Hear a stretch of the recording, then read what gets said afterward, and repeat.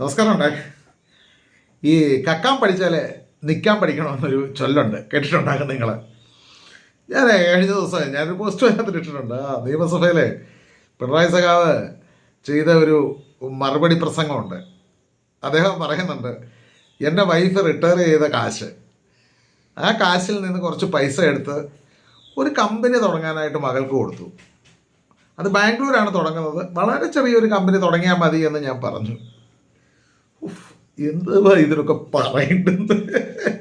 കോടിക്കണക്കിന് രൂപ പൊതുജനങ്ങളുടെ വെട്ടിച്ചിട്ട് എന്നിട്ട് കൈ രണ്ടും ഉയർത്തി ഇങ്ങനെ പറയുകയാണ്, കൈകളിലേക്ക് നോക്കൂ, ശുദ്ധമാണ്, അതിശുദ്ധമായ കൈ.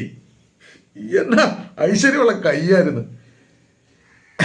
പറഞ്ഞു വന്നത് എന്താണെന്ന് വെച്ച് കഴിഞ്ഞാൽ, ഇവരൊക്കെ ഈ പൊതുജനത്തിൻ്റെ കാശ് എന്തുമാത്രം ഇവന്മാർ മോട്ടിച്ച്, എന്നിട്ട് ഇവന്മാർക്കൊന്നും ഇത് മനസ്സിലാകുന്നല്ലോ. ഈ അണികളെന്ന് പറയുന്ന കക്ഷി ഇവന്മാർ എങ്ങനെ ഇതൊന്ന് പറഞ്ഞ് മനസ്സിലാക്കും? എന്താണെന്ന് വെച്ച് കഴിഞ്ഞാൽ, എൻ്റെ അമ്മ റിട്ടയർ ചെയ്തായിരുന്നു. അപ്പോൾ ഇവിടെ ഒരു കണക്ക് കമ്പനിയുണ്ട്, ആല സൊസൈറ്റി സർവീസ് സൊസൈറ്റി ബാങ്ക്. അപ്പോൾ ഞങ്ങളുടെ അമ്മ എന്ത് ചെയ്യുന്നത് വെച്ച് കഴിഞ്ഞാൽ, കിട്ടിയ 18 ലക്ഷം രൂപ, 18ആണോ കിട്ടിയതെന്ന് എനിക്കറിയില്ല, നമ്മൾ ചോദിച്ചിട്ടില്ല, 18 ലക്ഷം രൂപ കൊണ്ടുവന്നിട്ട് അവിടെ നിന്ന് ഡെപ്പോസിറ്റ് ചെയ്തായിരുന്നു ഒരു കമ്പനി, കറക്ക് കമ്പനി കൊണ്ടിട്ട്, കാശ് വർദ്ധിക്കാൻ വേണ്ടിയിട്ട്. അത് ഈ സഹാക്കന്മാരെല്ലാം കൂടെ തിന്ന കഥയൂടെ ഞാനിങ്ങനെ ഓർക്കുകയായിരുന്നു. അപ്പം ശുദ്ധമായ കൈയാണേ. ലാൽ സലാം.